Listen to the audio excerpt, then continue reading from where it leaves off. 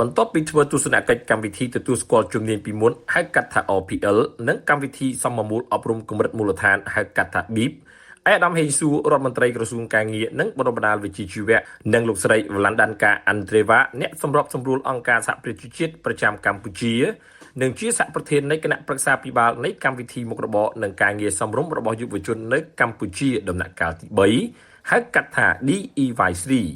បានដឹកនាំគណៈប្រតិភូបន្តទស្សនកិច្ចសិក្សានៅវិទ្យាស្ថានជាតិវិជ្ជាជីវៈបាត់ដំបងនិងសិប្បកម្មតាកាឌៀនាព្រឹកថ្ងៃទី19ខែឧសភាឆ្នាំ2026ដំណើរទស្សនកិច្ចនេះមានបំណងឆ្វេងយល់ពីការភ្ជាប់រវាងកិច្ចគាំពារសង្គមតាមរយៈមូលនិធិជាតិជំនួយសង្គមកម្មវិធីពិការភាពរដ្ឋបាលថ្នាក់ក្រោមជាតិនិងកម្មវិធី TVET 1.5 លាននាក់នេះគឺជាសមិទ្ធផលនៃការអនុវត្តកម្មវិធីជាពិសេសការទទួលបានការងារសមរម្យនិងប្រាក់ចំណូលច្រើនជាងមុនបន្ថែមទៅលើការទទួលបានចំណេះដឹងនិងវិញ្ញាបនបត្របច្ចេកទេសបញ្ជាក់សមត្ថភាពលទ្ធផលទាំងនេះគឺជាផលជាវិជ្ជមានមួយពីកម្មវិធី TVET 1.5 លាននាក់របស់រាជរដ្ឋាភិបាលក្រុមការដឹកនាំរបស់សម្ដេចមហាបវរធិបតីហ៊ុនម៉ាណែតនាយករដ្ឋមន្ត្រីនៃព្រះរាជាណាចក្រកម្ពុជាដោយឯកឧត្តមរដ្ឋមន្ត្រីបញ្ជាក់ថាសម័យនេះការងារនិងជំនាញរត់រមនុស្សទន្ទឹមនេះឯកឧត្តមក៏បានយកចិត្តទុកដាក់ជំរុញឲ្យពលរដ្ឋនៅក្នុងតំបន់ដាច់ស្រយាលបានទទួលព័ត៌មានហើយចុះឈ្មោះចូលរៀនបានច្រើនជាងមុន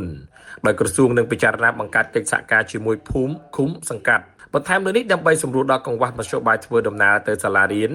ក្រសួងក៏នឹងរៀបចំបញ្ជូនរថយន្តចល័តនិងគ្រូបង្រៀនទៅធ្វើការបណ្ដុះបណ្ដាលដល់សហគមន៍មូលដ្ឋានជាពិសេសលើជំនាញងាយៗដូចជាកែច្នៃផ្លែឈើអ៊ុតសក់ឬជួសជុលគ្រឿងម៉ាស៊ីនជាដើមអាដាមហេងស៊ូអំពាវនាវឲ្យប្រជាពលរដ្ឋចូលរួមក្នុងកម្មវិធីនេះកាន់តែច្រើន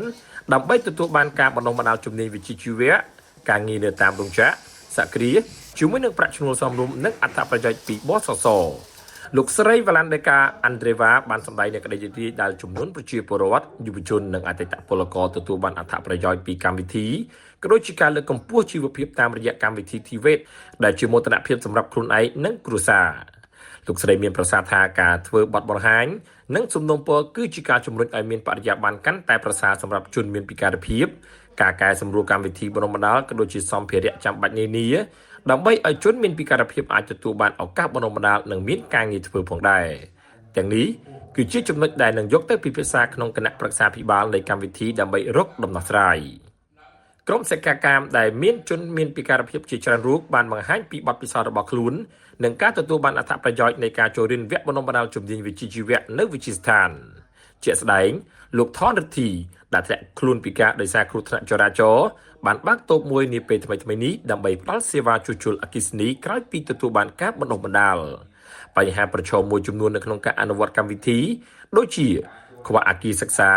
កន្លែងស្នាក់នៅសម្ភារៈបង្រៀននិងរៀននិងការបោះបង់ការសិក្សាដោយសារតែកត្តាជីវភាពក៏ត្រូវបានលើកយកមកពិភាក្សានាពេលនេះផងដែរតំណាងវិទ្យាស្ថានជាតិវិជ្ជាជីវៈបាត់ដំបងបានបញ្ជាក់ពីកិច្ចខិតខំអនុវត្តកម្មវិធីនេះយ៉ាងសកម្មទៅកាន់សហគមន៍តាមមូលដ្ឋានតាមរយៈការចុះផ្សព្វផ្សាយដោយផ្ទាល់នៅថ្នាក់ឃុំសង្កាត់និងគៀកយុវជនជាពិសេសពីគ្រួសាររងហានិភ័យជនមានពិការភាពនិងអតីតពលករពីប្រទេសថៃឲ្យចូលរួមកម្មវិធី TVET 1.5 លាននាក់